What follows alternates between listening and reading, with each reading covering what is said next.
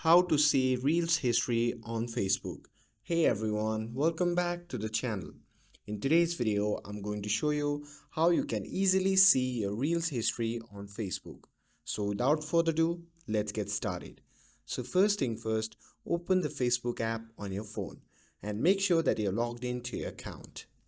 And once you have opened the app, simply tap on the three dash icon shown in the top right corner of the screen. And once you are in your menu section, simply scroll down and tap on Settings and Privacy. And from the drop down menu, simply tap on Settings.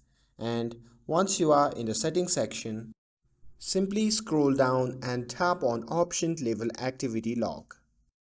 And now here in this section at the top, simply select Activity History to access your watched reels.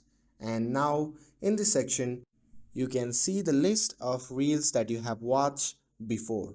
So that's it. That's how you can see reels history on Facebook. With this, if you found this video helpful, then don't forget to like, share and subscribe to get updated for more videos. Thanks for watching and I'll see you in the next video.